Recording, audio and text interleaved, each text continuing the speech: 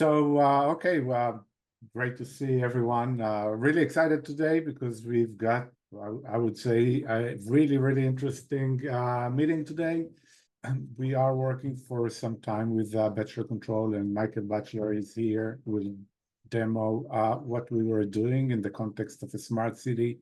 I think it's a really innovative setup that could be easily replicated in cities, but also utilities, water facilities, electricity, and many more. So what I'll do, I'll give kind of a quick overview just to tie the strings into EdgeLake, and then I'll let Michael introduce himself and his company and what we were doing. All right, so I'll make a quick introduction and tie the strings into EdgeLake, explain a little bit about how the technology plays here, but then I'll let Michael talk about the smart city, the city of Sabetha in Kansas. Today, as we all know, the way the data is being managed is from the edge all the way to the cloud, and only when the data is at the cloud, then it can service applications. The work at the edge is always proprietary work. Companies need to figure out what to do there, but the intention is to move the data to the cloud because we don't have data services, because there is a lot of data, because the data is distributed.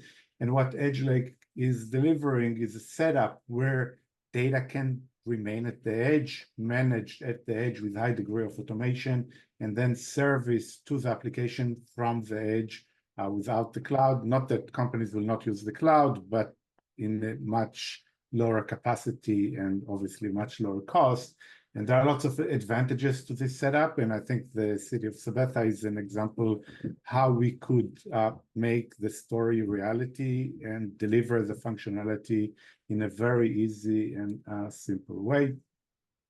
A little bit on the internals. So what we've done there, we start from an operating system, nothing on the machine, and then we add AnyLog core. The only role of the implementer is to decide what services AnyLog would needs to enable. So when you deploy AnyLog core, it's really a stack of services where you decide which services you want to enable, what functionality you want to bring to each one of the nodes, and that brings all those services that the node could offer to the outside world, whether it's satisfy queries, rule engines, how to manage data, and so on. And then on top of it, there is an abstraction layer. And the role of the abstraction layer is to make all the different nodes, all the different hardware components look the same from the outside and managed in the same way. So when a user is looking at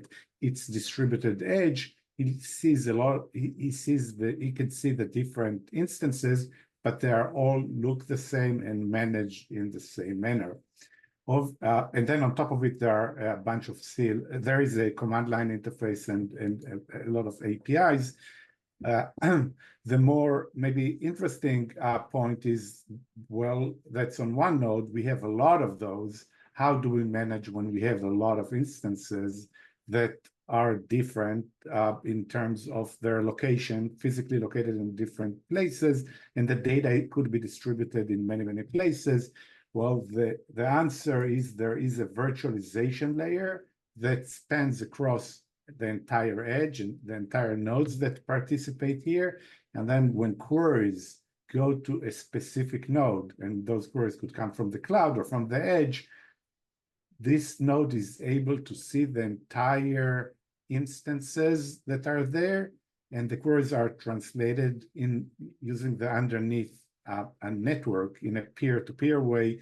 So applications see just one node and thinks that the entire data sets exist on this particular node, but under the hoods, it's being translated into peer-to-peer processes to service the data as if the data is centralized.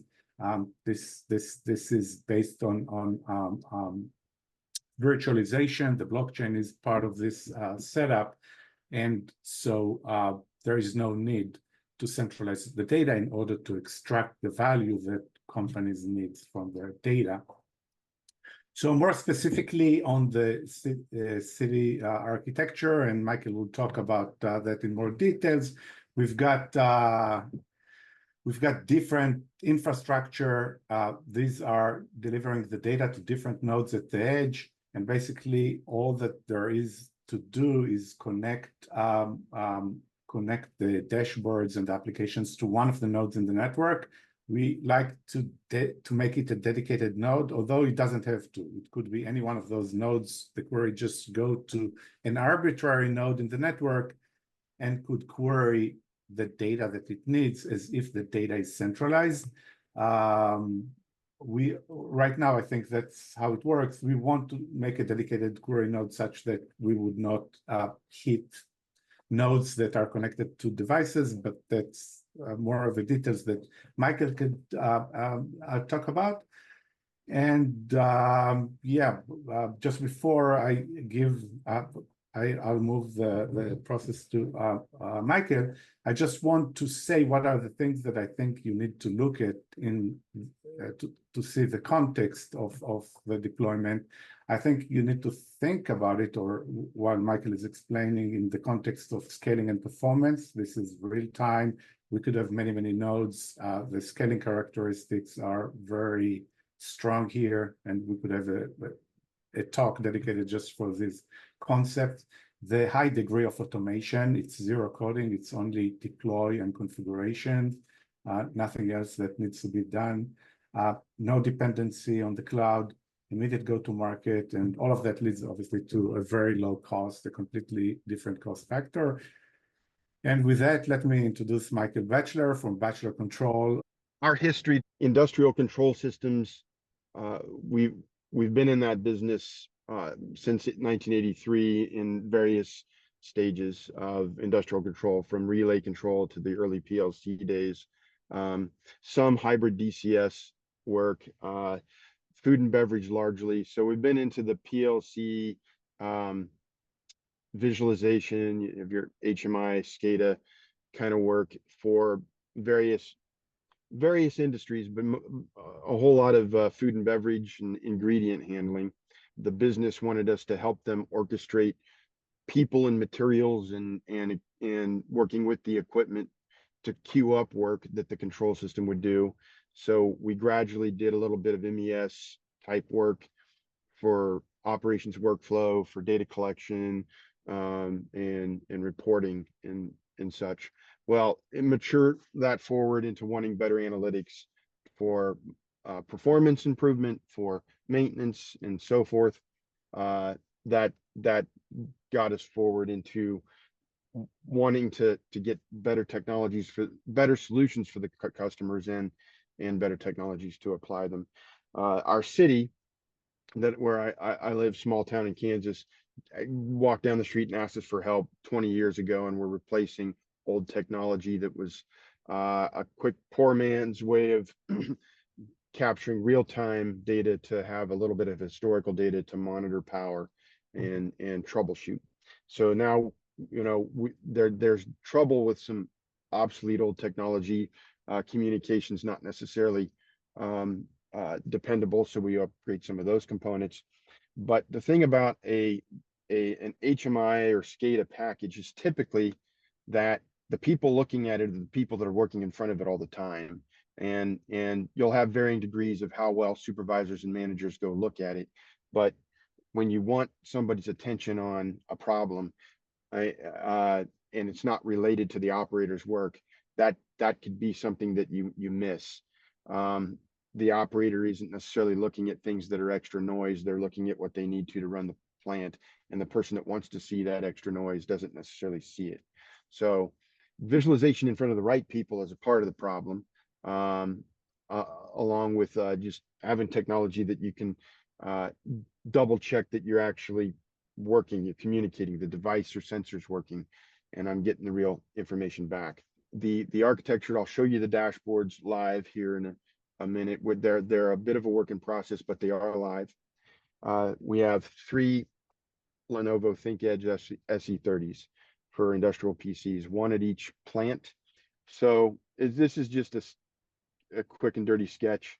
of the city on a first phase. There's more things they want to add, but we have the power plant, the water plant, and the wastewater plant. And ultimately, we bring them to dashboards, which I'll show briefly. But at one of them,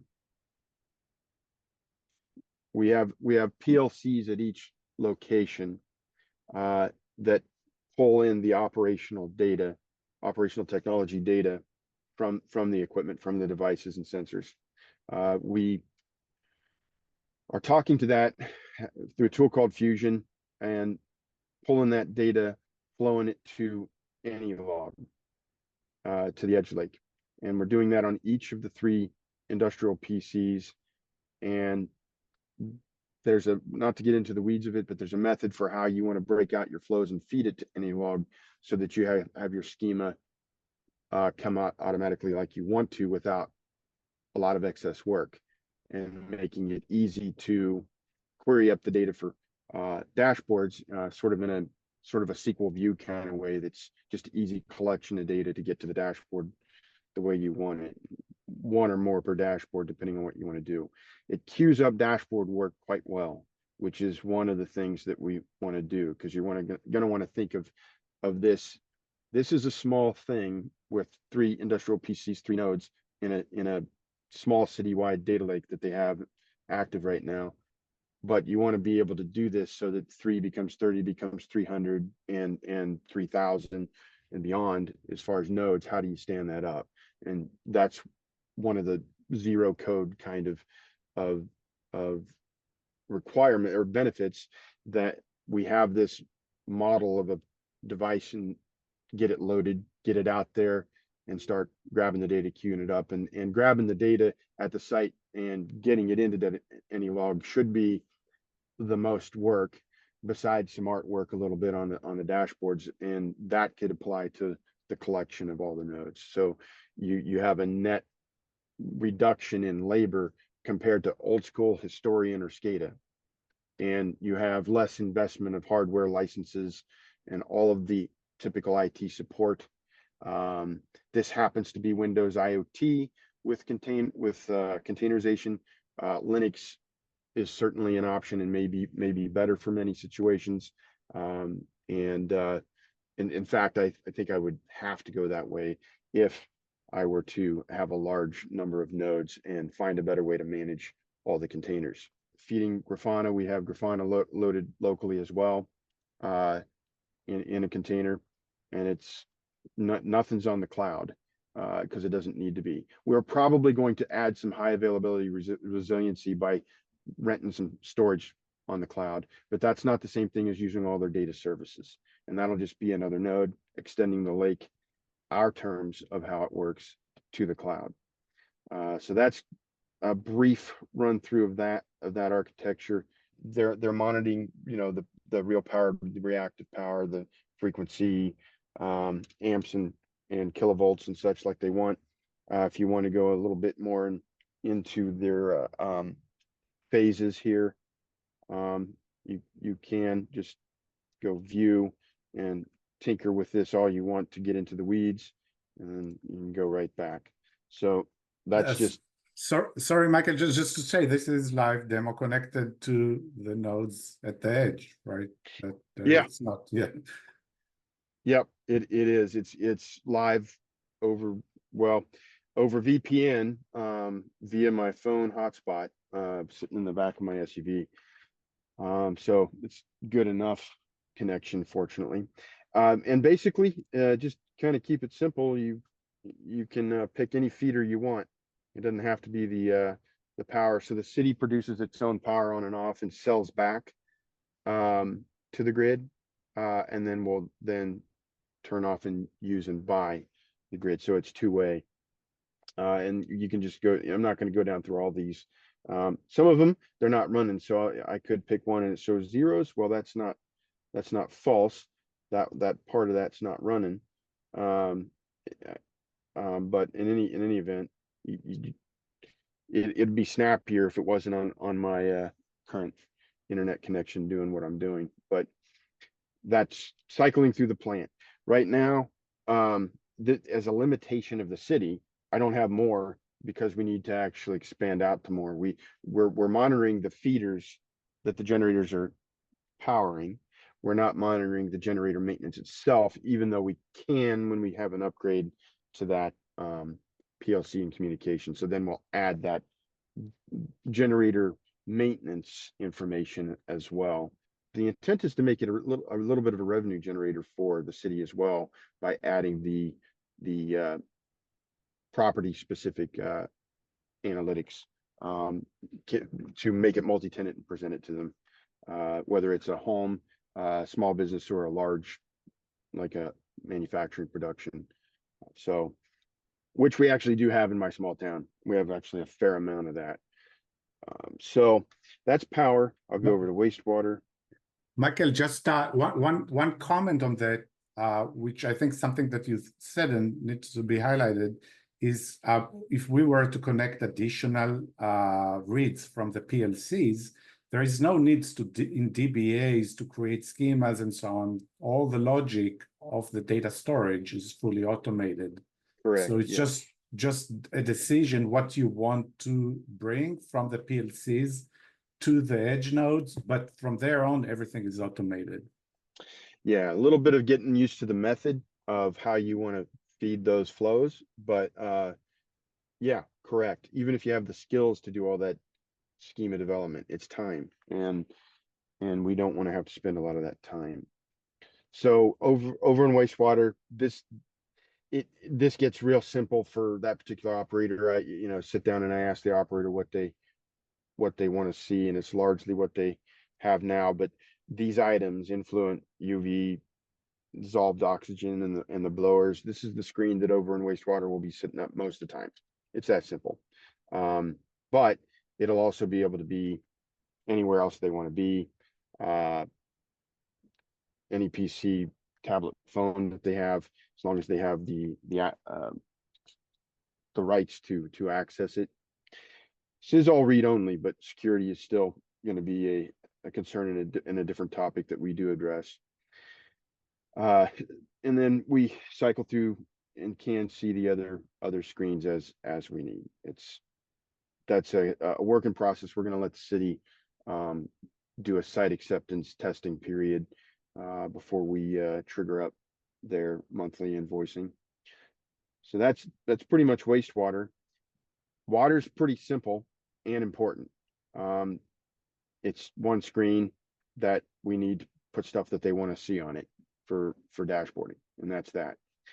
The very simple thing over here, it's Clearwell, is one of the things that triggered the whole deal. There's not much to it. Is it okay or is it not? It's not moving very fast. It's never going to be a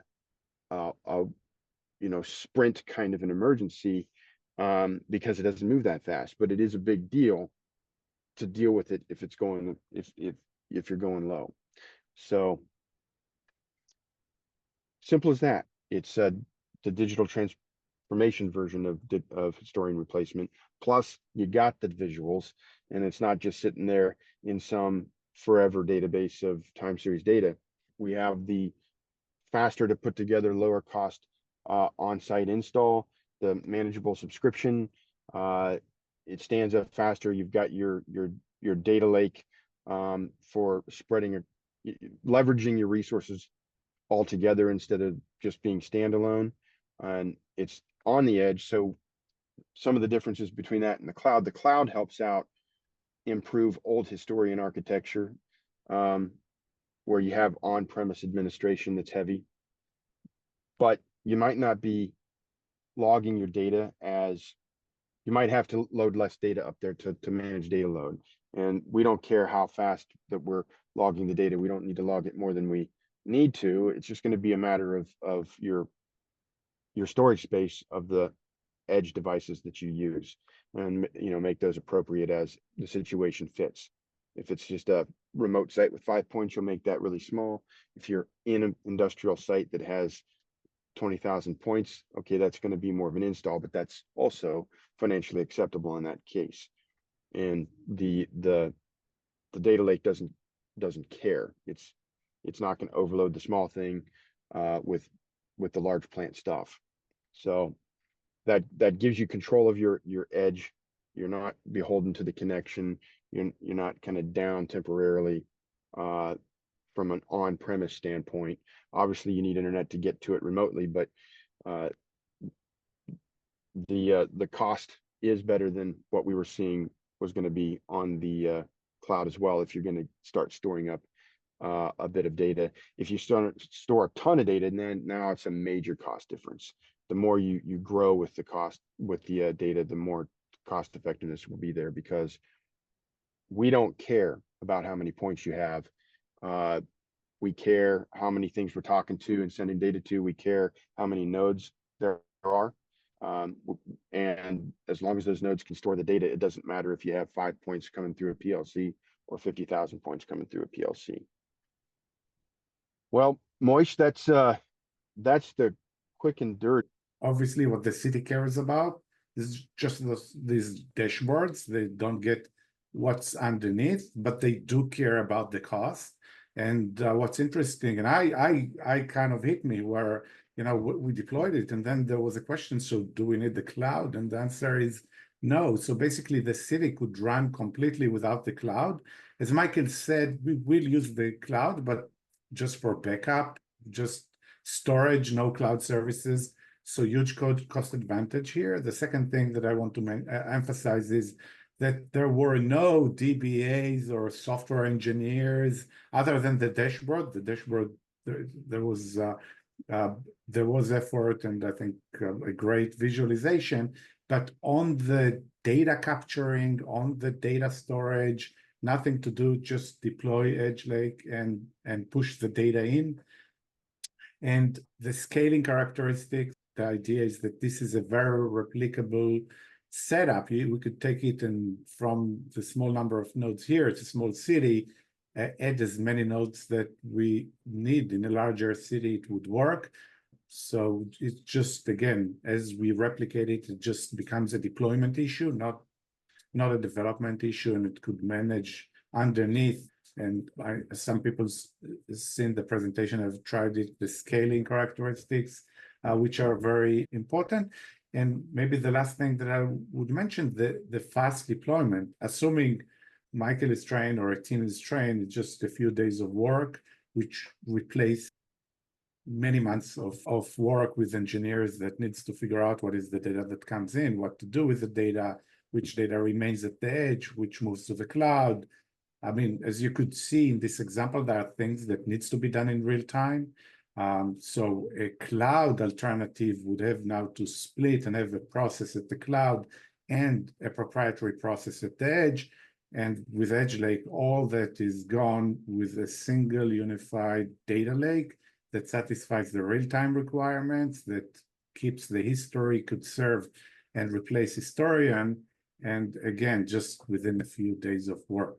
Quick comment on that infrastructure. The thing we first replaced was the old school way of doing a historian SCADA type setup. That's on a fairly small scale. You're expensive to get going. There's minimums on what they'll size for their historian licenses, regardless of who you use. There's some that are more cost effective than others, of course. You'll have your hardware, your typical IT maintenance that's needed, your fixed cost, which, okay, you don't have the sub, but you could have 50 points cost you $50,000 to $100,000, depending on what you're doing. You might have your visualization, you might not, for your analysis and trending. And some of those tools you can buy, if you don't want to do that yourself, are expensive. That's on a base level. If you have huge data and sites, it starts to grow a whole lot with a whole lot of tedious maintenance. So it's scaling is a little bit difficult. It's not made for IoT. It's made for inside the four walls, kind of historical install. That was the first thing we were getting past, which makes cloud start to look good if you can rely on it. But the additional benefit that we had with EdgeLake being on-prem and a lower cost renting of some storage for the cloud, if you want that high availability, is great. And making this so that you do stand these things up a lot faster. I don't really have a historical means to scale to hundreds of nodes coming back. This isn't a better way to do that for me. This is how I can do that moving forward compared to the past. What's your plan for the next Yeah. Good question. One thing we want to do is market and move it into more customers, more sites, gain the right partners. Moish and I have talked. We think that there's a lot of places that this can go, and it's not tied to just this industry. So I think there's a couple 100,000 substations. I don't know how much people need substation help, but we could certainly do it cost effective where you don't really do it now. So there is a market for this kind of smart city utility intelligence, if you will. But there's other industries that we can take it to, and it can be very horizontal. Whereas if we're doing, for example, in our control systems, we've done wild turkey bourbon, peach coffee, roasting, and such. The nuances of how you do those blends and such can that gets you stuck a little more vertically. When you get to the data collection and intelligence side, it makes us a lot more horizontal. So I have more vertical markets I'm competent to go after. We understand operational technology. And so that's going to be a matter of working those opportunities that we have on the docket and improving this. And then the continuous improvement ideas that I have, it'll be in the ways of how to manage the alerts a little better because it's a little tedious. And that will be important to use AnyLog for, because right now we're going to go from starting at the lowest point is often good. So we say send it from Fusion that's talking to the PLC. Well, if you have 50 or 500 of those nodes and 50 or 500 places to go do that, that's a lot of tedious work. And I'd like to make the alert more mature, centralized in AnyLog, and make it more manageable for the customer themselves. And smart maintenance repair operations and enhancements for workflow and knowledge base to capture aging workforce tribal knowledge. I have ideas there. I don't have time to go into that now, but I have ideas that we can mature that. Just think, if you can do burger, fries, Coke at McDonald's, you can have a guy do an app at this phone, scan a 2D barcode that's tied to a device, and you know exactly where his problem is happening, and just let that individual give you the symptom of what you have as an issue, and you got it from there because you know where they're at, what their device is, what line and unit it is, what PLC it does or doesn't talk to, whether it has it or not, and try to, if you have a history with it, pull up the history of what you've had for basic maintenance or troubleshooting that goes with it that can be and get a maintenance repair operations tier of like levels 1 through 5 approximately, so that the plant can help itself, and then get varying stages of help from others remotely, all the way to level 5. An engineer has to get in a car or on a plane, and preferably keep that down to a minimum. So the idea is to move towards those pieces. Am I going to have a fully mature system in a year? No, but I think I can have some added components that what I just walked through within this next year. On that same topic, does that sort of fall under, in your mind, like predictive forecasting of wear and tear and on machinery and problems, forecasting issues? Yes, in varying degrees of that. Some historical knowledge of what your equipment does will just be planning your preventative maintenance, not necessarily at the base level. You're not necessarily doing predictive stuff, but with sensors, could be vibration, for example. That's what some OEMs want. So this could be an OEM model where they're more of a partner in engaged with their client base and multi-tenant. They may want to, some of it is, hey, okay, somebody sped up a conveyor because they wanted throughput to go faster, but that ruined the quality component of how it's supposed to work. So you just got to go back in and reset it and train. Well, if you can alert yourself to get to it quicker, alert them and give them a report of what happened for training, it manages accountability for the OEM, and it helps get that problem corrected faster, so that it's not a half a day or a day later and the customer's upset thinking that your piece of equipment doesn't work. So that's sometimes it. but there is a desire to work with AI, machine learning capabilities with sensors that could learn what the life of something is, and through something such as vibration, you might have a clue coming up that you have maintenance you're going to need to pull. And so I do hope for that predictive component to truly come into play. With that being said, that's one of the capabilities that we are researching as part of the EdgeLake future components is the ability to do federated learning. So stay tuned on that. We'll be publishing some things in the near future about that. Yes, I do look forward to that. I hesitate to say anything, but the gist of what I understand about federated learning is that it's not just doing your machine learning on the edge. A lot, and I've been running into this, where we've got our machine learning and it's powerful for you. It's got to go to the cloud to do it. So you have to go to the cloud to do it. You have to have that connection, and the expense that goes with it. Some of them may not be that bad. I don't know. And then you have the on-premise. Well, but it's not as heavyweight. It doesn't do as much work. What I'm gathering is that the federated learning is taking advantage of that blockchain data lake, leveraging all of the edge devices together so that it's not one isolated in its own world doing it. It's if you've got a team of 500 nodes, those 500 nodes are doing some work for you jointly to the extent that is appropriate for the nodes to help gain that machine learning intelligence from the edge, that one by itself might not do, and not having to use the cloud. If I'm lying, correct me, Mark, but I think that's kind of the gist, is that there's one of the blockchain advantages is that it will leverage multiple devices instead of one by itself. You did a good job. Have you leveraged the rules capability of any law of EdgeLake or not in your implementation?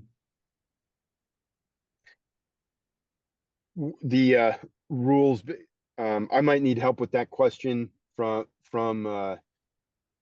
Mark Moish, but what rules are you referring to? Because I think the answer is yes, but I don't know. So yeah, Michael touched a little bit about it. So he's got two options for the rules.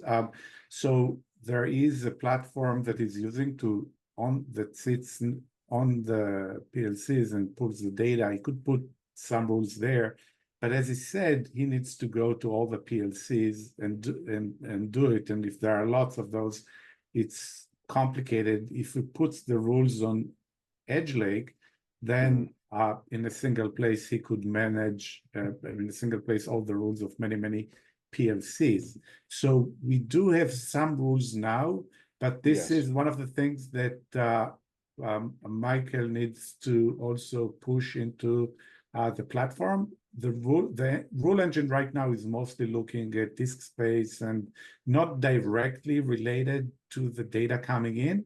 And that's the layer or the functionality that needs to be added right now. It also needs to be coordinated with the city. What exactly, we had a discussion on that a few days ago, what exactly they want to be alerted on and who and how. So there is some work there, yes. Correct. That's a work in process to get there. Plus the demand, we weren't forced to have to pay attention to that with 3 nodes and a total of about 500 IO points, and most of that is in feeders. So it wasn't arduous to do this work at this scale. That'll be paramount if you get to a larger scale of data and nodes to manage from. So we have creeped forward a little bit, but that's a work in process. A technical question for you on the way it's set up. You mentioned that it's each of the nodes is running the Windows IoT mechanism, and they are set up for containerization. What type of containerization are you using? So you bring up a subject that's been of much, this has been one of my growing pains. Not mature as in where I'd like to go. It's simply using Docker desktop. Now, to give you a little glimpse of what we did, we're thinking that we wanted some software that might require Windows. It was kind of uncertain.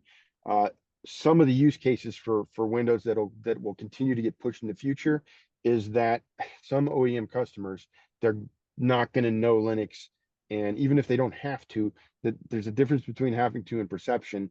They will want to, well, wait a second, no, I need to understand my tool. I understand Windows, and I can throw RS links or something on it on the other side of a firewall and support my machine. Okay, so that's kind of a different conversation, but that led us to thinking we want to try to use Windows if we can. So we got Windows 10 IoT Enterprise 2019 release. Come to find out, different advancements between Windows and what they're doing and Docker and what they're doing. What used to work doesn't, and we couldn't install Docker on the 2019 version. So I ended up buying 2021 version where Docker does install. So that's all good. But it's certainly not like a Kubernetes way of managing it. I'm not a guru at Kubernetes, but it also we're finding it's not straightforward to even have it restart itself as a service when the machine restarts. So that's going to be something that we're going to work on next to figure out how to maybe jury rig that. But it's lacking. What I'm seeing is that Linux, you know, if somebody needs an engineering workstation with a few tools on it, we may just make that an exception where it could sit as an additional piece of hardware on the side to have its Windows on it. But if it's absolutely necessary. But what I'm thinking that the standard should be moving forward is that we probably should have Linux, you know, order the IPC at the spec level you need, get Linux on it, probably some kind of an endpoint protection that you blacklist everything, whitelist what you want to allow. And that would be Fusion and AnyLog. We'll see what else that would be there.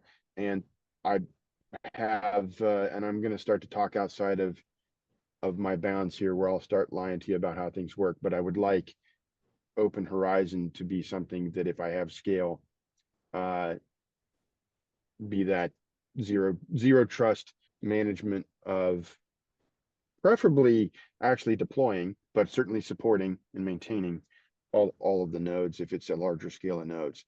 This is a little bit more cumbersome the way that I went through it, and lessons learned is one of the things that Moish and I have talked through, so that we can take what took some time and a few cuts along the way, and know exactly what we want to order and stand up, so that you get it in same day, you've got it installed like you need it, and you're down to, all right, you just have to have that controls engineer or that OT guy know what data he needs to grab and get the flows built.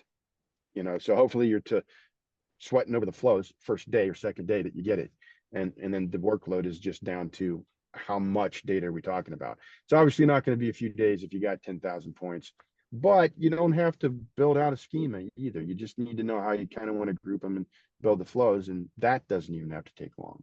So anyway, those are some lessons learned. You'd mentioned potentially migrating to Linux eventually when you begin to scale up. Do you have a firm time frame for that, or is that kind of nebulous?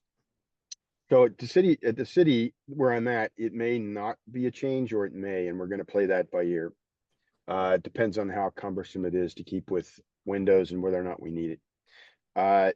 The very next install, however, I'm probably going to go with Linux. I'd have to be talked into Windows IoT as to why I need it. I'm probably going Linux with just containers. I think we're getting to the top of the hour, so I want to thank Michael. Really appreciate it. Thanks everybody for participating here. Please feel free to reach us with any other question or comments. Thanks a lot for participating here.